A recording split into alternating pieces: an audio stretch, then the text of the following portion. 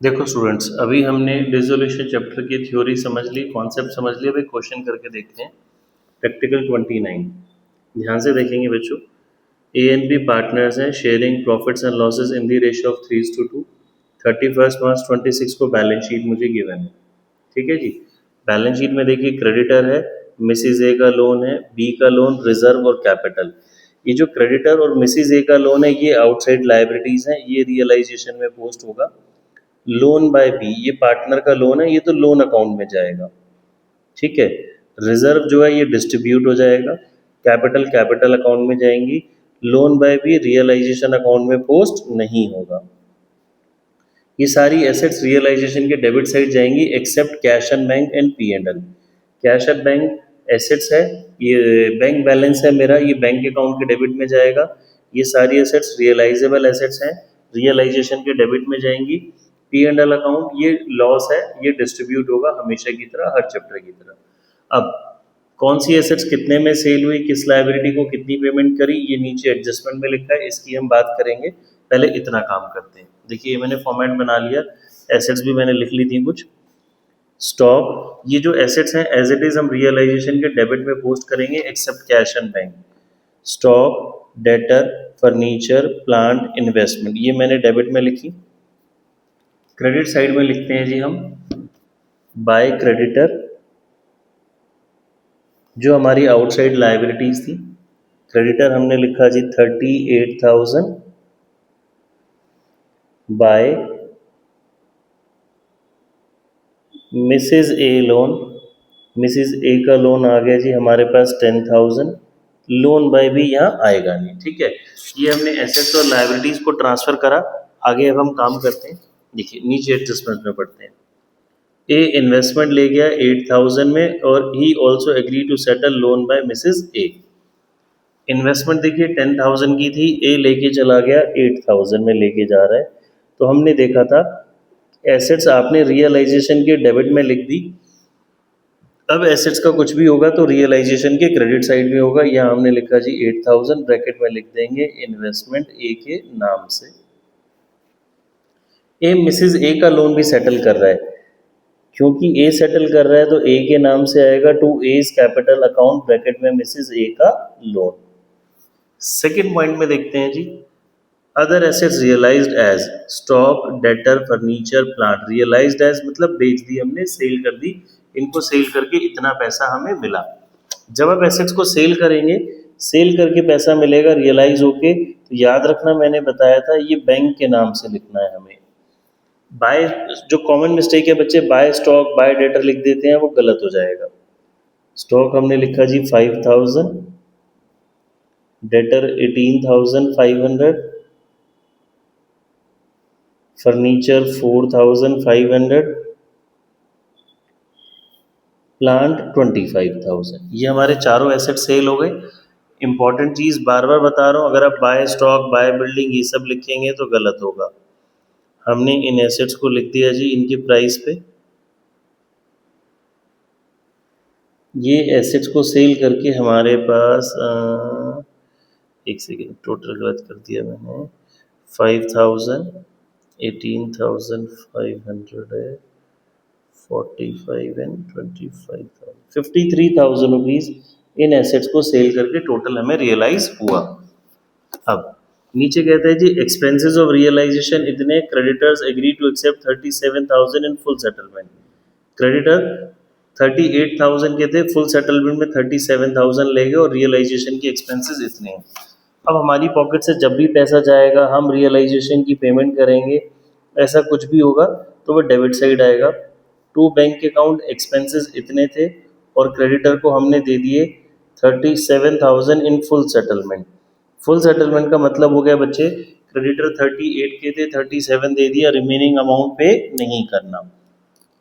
अब ये जो जो एडजस्टमेंट्स में हमें एसेट्स लायबिलिटीज गिवन थी सेल करने के लिए, पेमेंट करने के लिए, उनको हमने लिख दिया। अब टोटल करने से पहले हमें ज़रूर चेक करना है कि क्या सारी एसेट्स लायबिलिटीज की पेमेंट हो गई है। देखिए, स्टॉक हो गया, डेटर, फर्नीचर, प्लांट, इन्वेस्टमेंट ए ले गया, क्रेडिटर को ये हमने पे कर दिया, मिसिज ए का लोन ए ले गया। अब हम इसका टोटल करेंगे बच्चे, क्योंकि नॉमिनल अकाउंट है, गेन या लॉस निकालेंगे।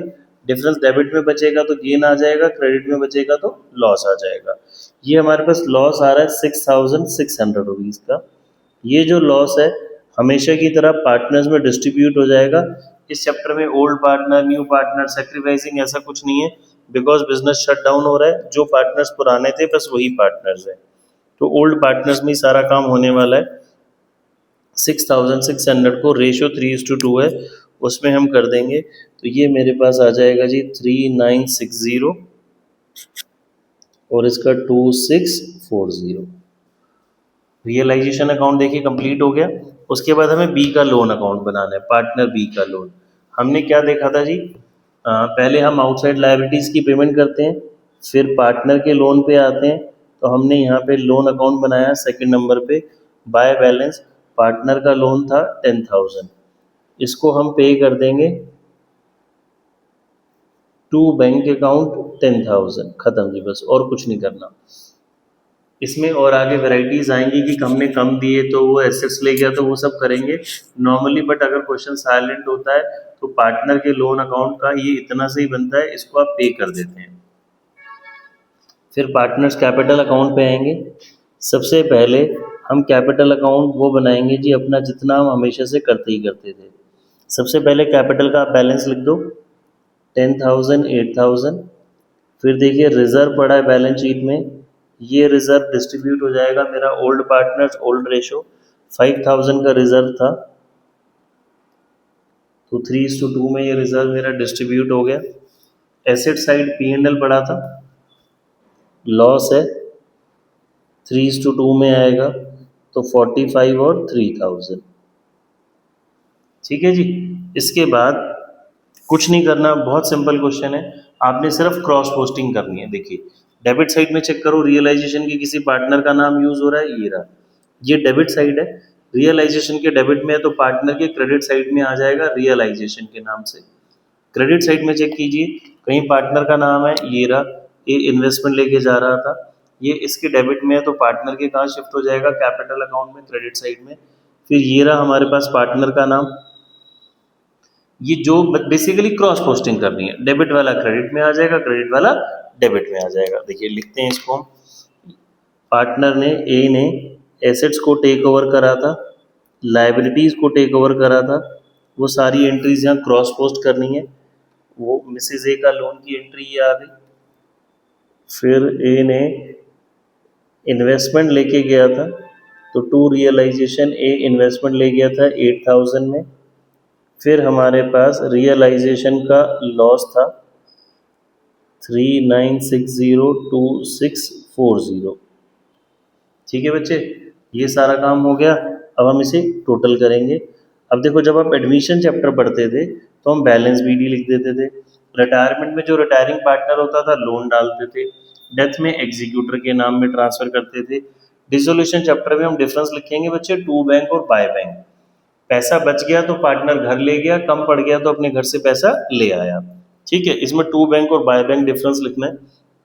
देखते हैं, देखो ए का हमने चेक किया, साफ मुझे देख के ही पता चल रहा है क्रेडिट साइड ज़्यादा है। ए की क्रेडिट साइड का टोटल 23,000 है, डेबिट का टोटल कम है, तो ये भी 23,000 होना चाहिए। इसको हम इसमें से सब्ट्रैक्ट कर देते हैं। ये डिफरेंस आ जाएगा मेरे पास 6540। ये हमने लिखेंगे टू बैंक अकाउंट, यानी कि पार्टनर का बिजनेस में बैलेंस बचा और उसने अपना पैसा विड्रॉ कर लिया, वो घर ले गया। देखो क्रेडिट साइड ज़्यादा थी।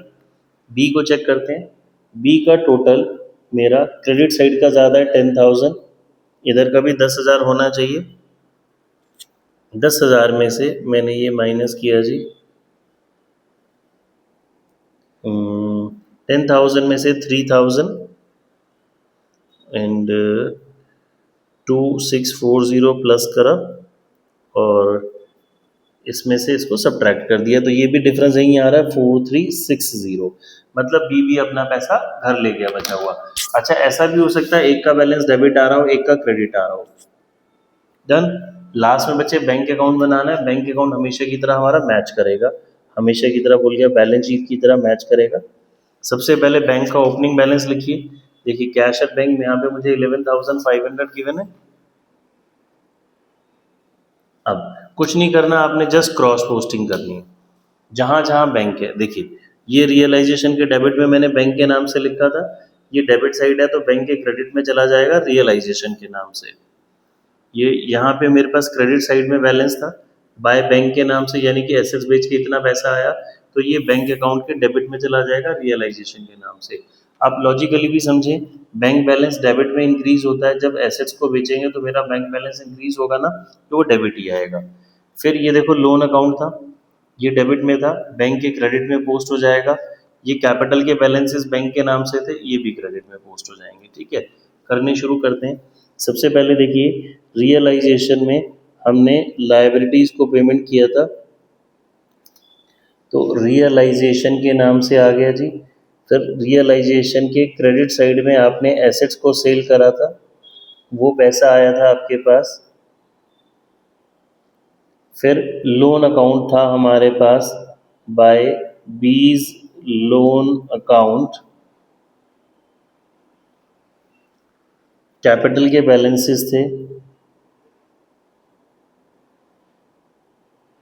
Bye as capital account. ये जो बैलेंस बचा था, रिमेनिंग बैलेंस पार्टनर अपने घर ले गए, ए और बी दोनों। ठीक है, अब हमें इसको टोटल करना है। टोटल बच्चों हमारा ना ये दोनों साइड्स का इक्वल आना चाहिए, इक्वल नहीं आएगा तो दैट मीन्स हमने कुछ मिस्टेक की है।